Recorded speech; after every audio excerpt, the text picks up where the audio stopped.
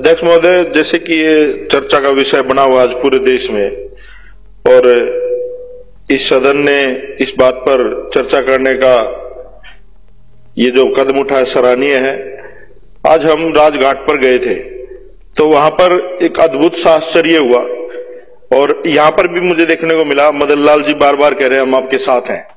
ये अच्छी बात है जब इस देश के बहुजन को ये पता चल जाएगा कि हम तथाकथित हिंदू नहीं है, हम लोग यहाँ पर सताए हुए लोग हैं और जब तक हम लोग एकत्रित नहीं होंगे हमारे अधिकारों का ऐसे ही हनन होता रहेगा।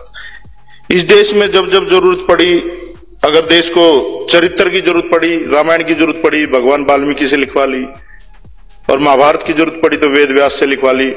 और जब इस देश में अच्छे अच्छे स्कॉलर थे, बहुत सारे लोग थे, कुछ लोग कहते हैं बाबा साहब ने कॉपी करके लिख दिया, संविधान वो लोग भी लिख सकते थे, लेकिन एक दलित से ही क्यों लिखवाया गया?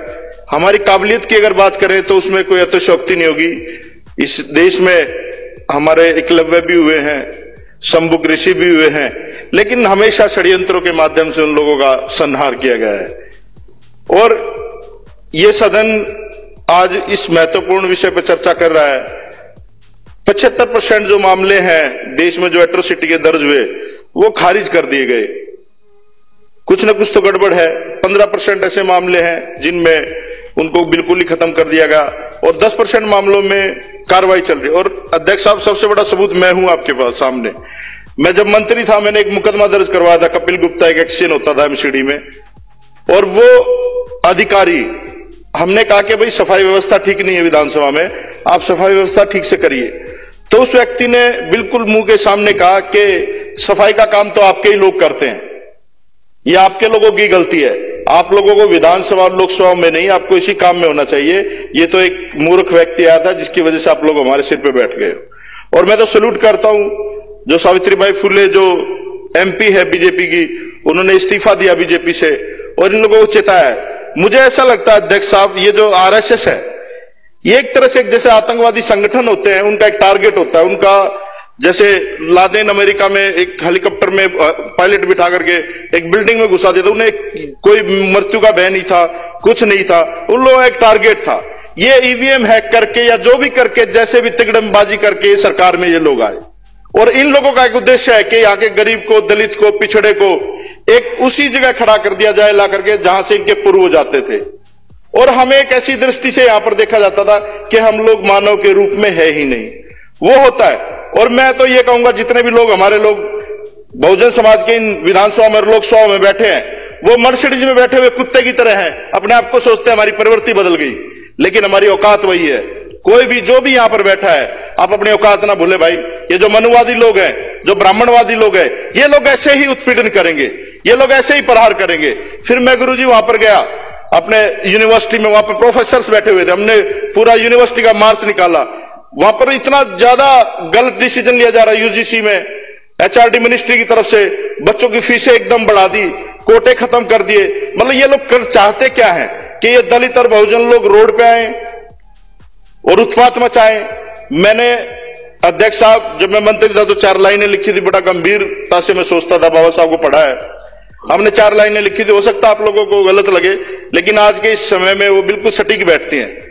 उसमें लिखा था मैंने कि अगर संविधान सुरक्षित है तो हम सुरक्षित हैं, अगर संविधान सुरक्षित है तो हम सुरक्षित हैं, अगर हम सुरक्षित हैं तो ये देश सुरक्षित है। इस सदन के माध्यम से पूरे देश को बताना चाहता हूं, अगर हमारे लोगों पर, अगर हमारे समाज पर अगर किसी भी तरह का उत्पीड़न होगा तो हम लोग सड़कों पे भी आएंगे।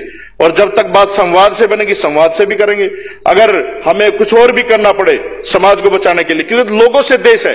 अरविंद केजरीवाल जी भी कहते हैं ना भाई, पुल देश नहीं है, सड़क देश नहीं है, बिल्डिंग देश नहीं है, लोग जो वो देश हैं। अगर हम ही नहीं रहेंगे तो जंगल राज है ये।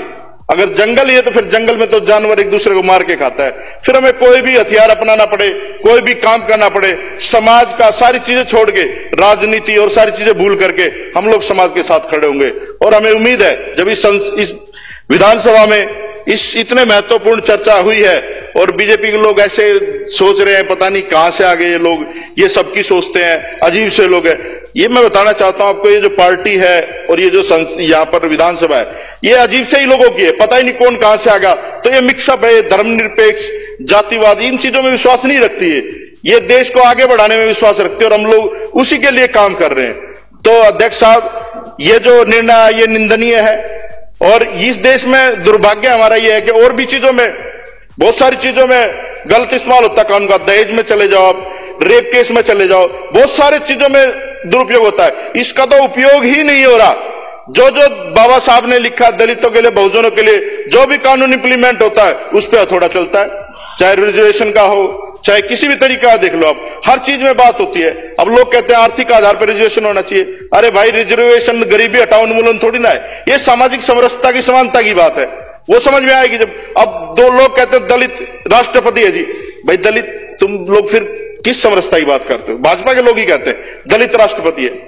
पहले राष्ट्रपति नहीं हुए जब तो उनकी जाति से संबोधित नहीं किया गया। संदीप जी कंक्लूड करिए। अध्यक्ष साहब धन्यवाद, आपने इस सेंसिटिव मुद्दे पे बोलने का मौका दिया।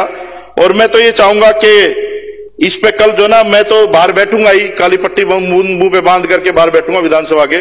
कुछ लोग साथी हैं जो हमारा साथ दें, जिसको दर्द हो, क्योंकि ये बहुत सेंसिटिव मुद्दा। अगर आम आदमी पार्टी के लोग सड़क पे नहीं आएंगे और तो किसी से उम्मीद है नहीं। ये तो सारे चाचा ताऊ के बच्चे हैं, अपने मिलजुल के खेलते हैं। तो धन्यवाद अध्यक्ष साहब, आपने इतने मुद्दे पर बोलने का मौका दिया। श्री विशेष रवि।